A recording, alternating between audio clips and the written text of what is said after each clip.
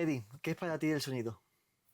Muy bien, esa es una de las preguntas más maravillosas que me pueden hacer, Javi, porque si yo te dijera, escucha una película sin sonido, solamente tendrías acceso al 50% de la información. Ujú. El sonido es aquello que nos enriquece en aquellos sentidos que nos ayudan a entender mejor el storytelling. Ujú. Muchas veces queremos entender lo que nos sucede alrededor con la pura vista, pero si tú no captas un mensaje, no puedes tener una correcta transmisión de emociones, hasta de sentimientos, o incluso un lenguaje corporal verbal.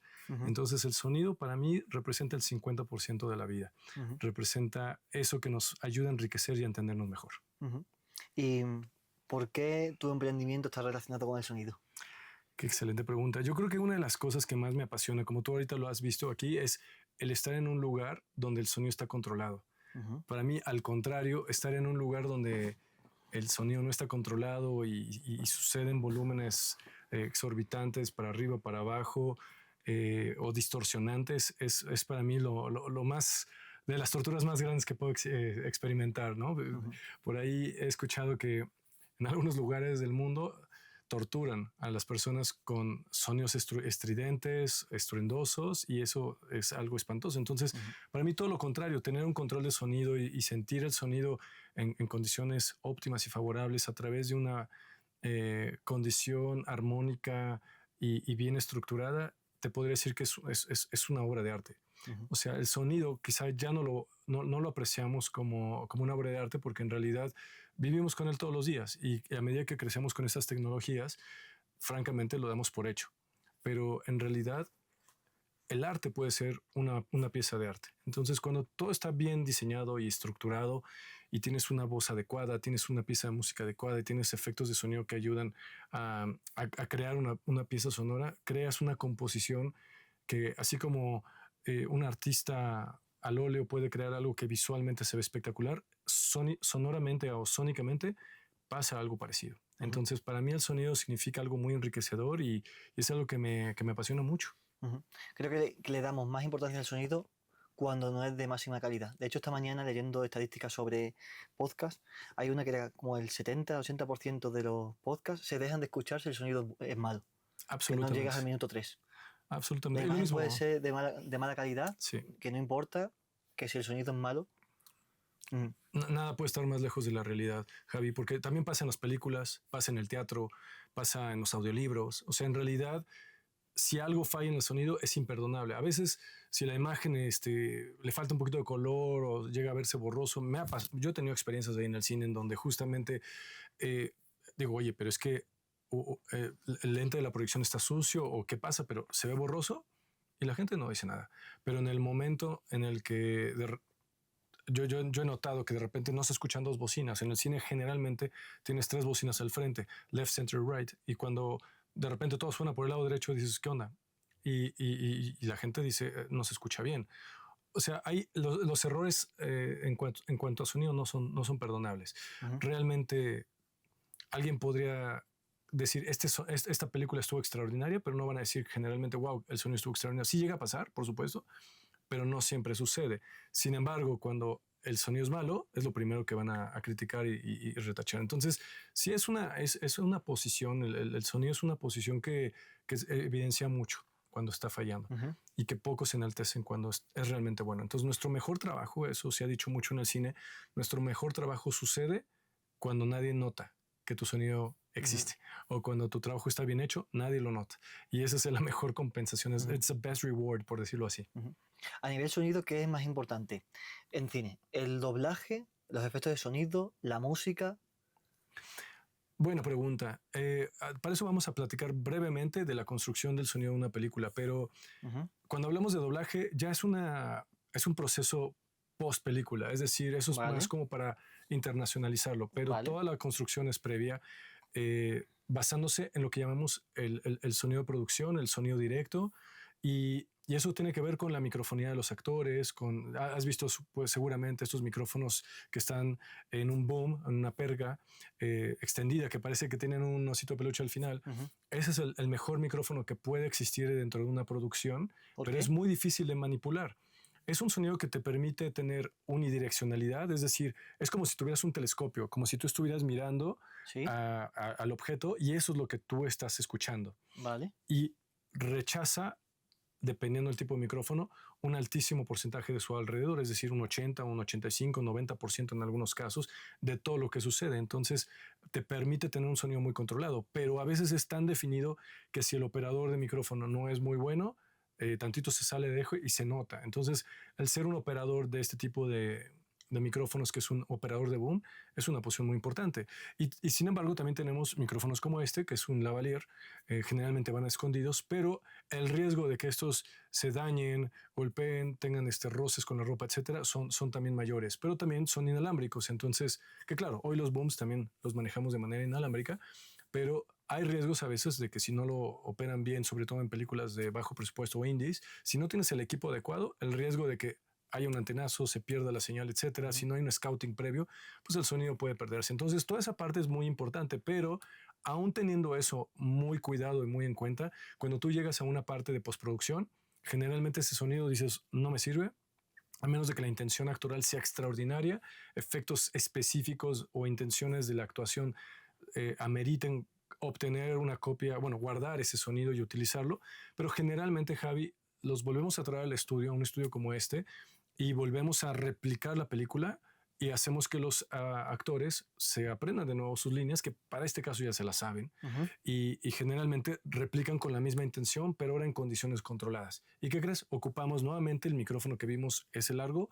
es un boom, generalmente lo ocupamos, que también se conoce como un micrófono unidireccional de condensador, lo ocupamos en el estudio para tratar de hacer el mejor match posible a como se sucedió en la película. Después de que tú tienes el control total de cada uno de los actores en una película, tú lo que quieres ahora es construir efectos de sonido específicos. Entonces reconstruyes los pasos, los props, todo lo que sería el Foley que Eso en el llamamos. rodaje no se está grabando el audio, se hace todo después. No es la prioridad. Sí Y se has puede dicho que intentar. también el propio guión de los actores se hace doble, en la propia grabación y después también en estudio, Así es. Y ¿vale? esa técnica se llama ADR. Ah, ADR. sí, que significa reemplazamiento automatizado de diálogo.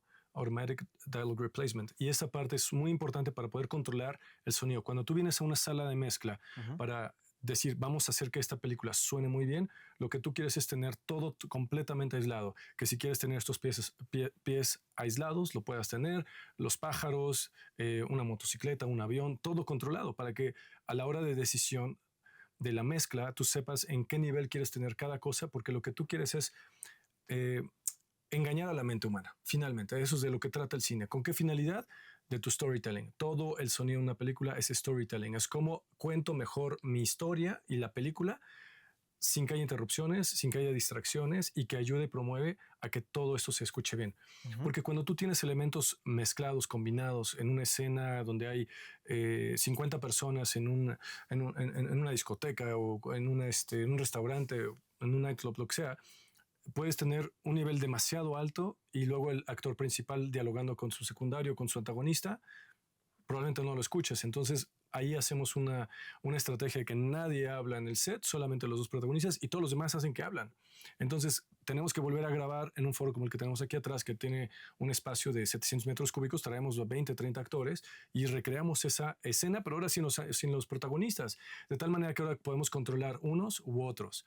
Y de tal manera que, bueno, queremos que ellos se escuchen, que cuenten bien la historia, lo que está pasando, la trama, y entonces sí podemos manejar todo por separado. Pero esa es la verdad del sonido, que todo es reconstruido en un 90-95%, sobre todo en Ujú. Hollywood así sucede.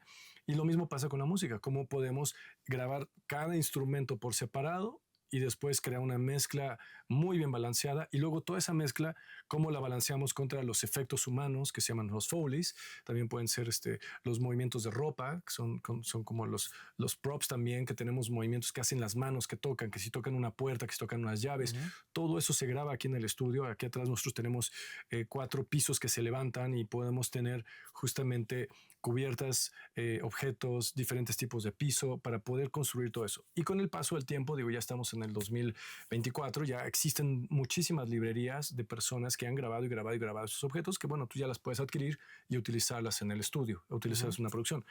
Pero hace 25 años, 30 años, era muy difícil. Cada uno tenía que construir sus propios efectos de sonido. Existían grabadoras de cinta, ¿no? Que se llamaban las famosas Nagra, y justamente grababas estos sonidos por aparte y después los traías al estudio para convertirlos de manera digital y poderlos utilizar. Cabe mencionar que la tecnología de Pro Tools, que es el sistema de referencia que hoy utilizamos para el diseño sonoro, tiene, si acaso, unos 30, 35 años de existir. Es decir, no es tan moderno ya, pero antes tenía muchas limitantes. Entonces, bueno, sí ha habido una evolución, pero volviendo a esa pregunta, todo el sonido es importante porque te va a ayudar a construir una historia. Una vez que eso está grabado, y hay que tener cuidado que no falten elementos, también no hay que saturar de elementos, hay que, a la hora de la mezcla, muchas veces puedes tener muchos efectos, pero el mixer, quien está tomando la decisión de qué es lo importante y qué es lo que me ayuda y qué es lo que siempre está teniendo en cuenta la perspectiva de la audiencia, dice, ok, vamos a quitar estos efectos, quedan sobrando, no hacen falta para contar mi historia y los puede remover con tal de que la audiencia reciba un balance adecuado de sonoridad. Porque si tú estás sentado, Javi, escuchando una película 2 horas y todo el tiempo escuchas como una película de Transformers que todo el tiempo es... Digo, una película de Godzilla que son rugidos todo el tiempo y se destruyen los edificios, es demasiado. Entonces hay que seleccionar, ¿no? Hay que balancearlo. Sí, hay normas que nos dicen, ok, no podemos escuchar más de tantos decibeles o pasarnos de tanto decibelaje promedio a lo largo de la película. Y bueno, ahora sí viene la pregunta, más bien la otra parte de tu pregunta, que viene, bueno, el doblaje. Bien, una vez que todo eso está construido, se hace una versión final, un print master, pero también tenemos unas versiones separadas. Estos se llaman stems. Esto quiere decir cómo separas las voces de los efectos, de la música y de los movimientos humanos. Y entonces tienes todo por separado. Ahora vamos a pensar en que una distribuidora compra esa película y dice, ok, quiero ahora venderla en el territorio mexicano.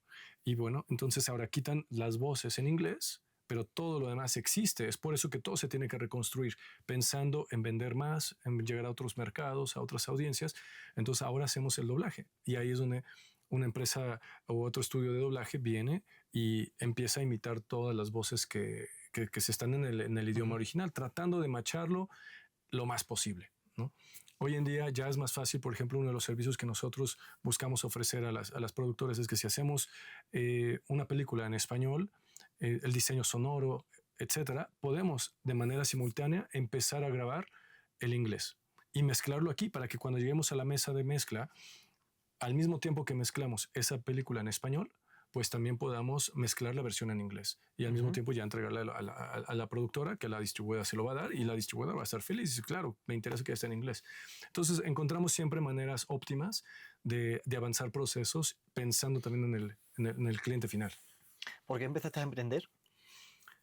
Wow, esta parte es una larga historia, pero a mí la parte del sonido me apasionó mucho desde que yo me tuve que enfocar más en el radio o en la radio que en la televisión. Yo tengo un hermano mayor y él era un poquito impositivo cuando era pequeño. Él es un año mayor que yo, pero él tenía el control del televisor. Sí. Pero me refiero él tenía el control del control. O sea, él era el que lo dominaba. Entonces, para mí esto era como era una batalla perdida. Y entonces yo aprendí a disfrutar un poco más el sonido y escuchaba más la radio y existían esas caseteras donde podías meter una caseta en blanco y escuchar justamente la radio y te ponías a grabar. Y eso me empezó a llamar muchísimo la atención. Yo empecé a grabar mucha música de la radio y después las combinaba. Y mi papá tenía ahí en su closet abandonado una mesa, pero chiquitita, una consola de audio junto con algunos micrófonos de antaño. Mi abuela fue actriz, Celia de Alarcón, en la época de oro aquí en el cine mexicano, y llegó a tener incluso un hotel y un cabaret, bueno, un restaurante cabaret ahí en el hotel. Y pues era el equipo que quedó ahí, pero mi papá lo guardó por años. Un día lo descubrí y no sé por qué, pero sentí una atracción inmediata, fascinado. Dije, ¿cómo puedo meter estos micrófonos y este radio? Y entonces empecé como a mezclar. Entonces eso fue algo que me llamó muchísimo la atención, me encantó. Y luego, pues finalmente me fue llamando la atención el aprender más de la música. Empecé a hacer algunos ejercicios en un estudio de producción musical, aunque yo no era músico. Dije, pero es que a mí DJ, me encanta. ¿te refieres? ¿O cómo? Al principio más como DJ, pero a nivel fiestas, pero no era algo como negocio realmente. Sí. No era algo que ya estaba buscando como Como tu profesión. entretenimiento, Fue ¿te un refieres, no? entretenimiento de jovencillo. ¿Con qué edad? Y yo tendría entre 14 y 16 años de edad. Vale. Y al mismo tiempo estaba yo cursando mi clase de literatura y me entero que mi maestra, su esposo, era el ingeniero de música o el ingeniero de sonido de su agrupación musical. Me invitó a ir a conocer sus estudios y ver eso. Y no sé, simplemente el hecho de entrar a un estudio insonoro, ya para mí era como que, wow, qué experiencia tan increíble. Y después escuchar que podían meter instrumentos y quitar instrumentos, para mí eso era mágico. No sé de qué otra manera decirlo, pero para mí era algo muy, muy especial, muy mágico. Y dije, esto es algo que me gusta. Y bueno, por ahí sucedieron varias cosas en mi vida que me fueron inclinando más hacia la electrónica y la parte eléctrica. Entonces empecé estudiando eso, y ahí fui en donde yo emprendí con la parte de la electricidad en mi vida.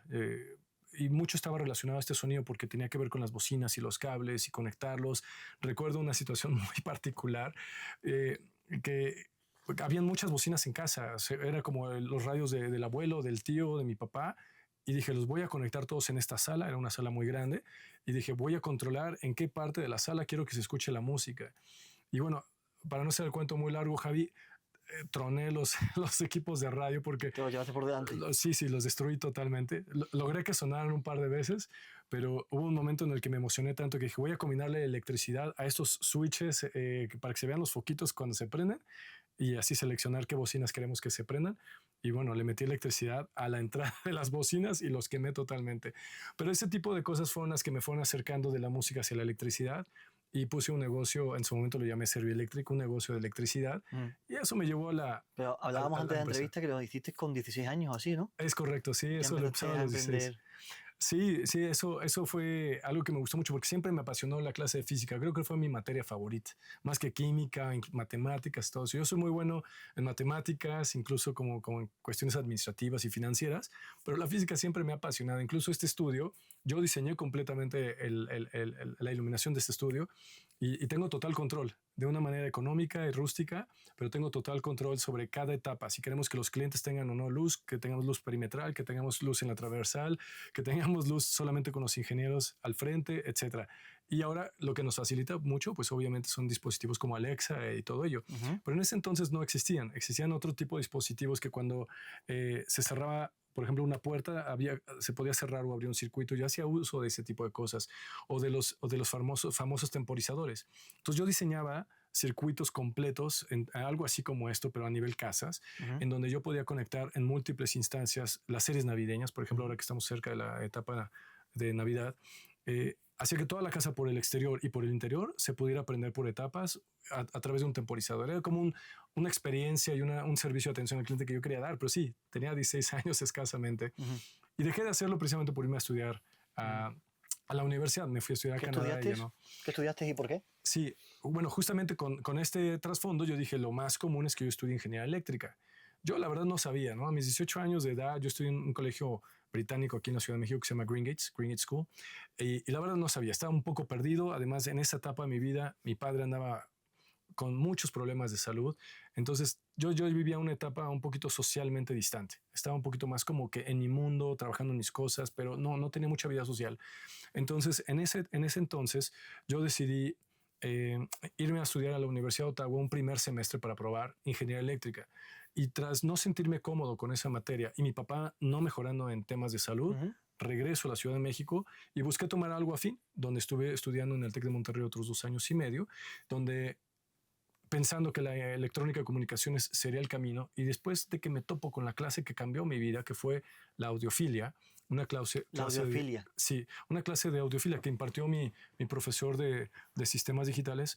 Me impresioné de lo enriquecedor que es disfrutar del sonido. Porque una cosa es construirlo y crearlo, y otra cosa es disfrutarlo, y ponerlo en práctica y construirlo, o más bien construir la producción que va detrás de esas bocinas, ¿no? Lo que sale de esas bocinas. Y en ese entonces yo dije, ok, puedo continuar con esta carrera, pero a la vez me sugirió ir a buscar una carrera que tuviera que realmente ver con la producción sonora. Y en ese entonces, en el TEC de Monterrey, Campus Estado de México, no existía esta carrera. 5 años, 6 años después comenzó a entrar, pero no en ese entonces. Entonces, Pero, hasta entonces, perdona, sí, hasta entonces en el cine, en las producciones, el sonido era como complementario a la imagen y era más práctico que una teoría que había previa en alguna formación. absolutamente.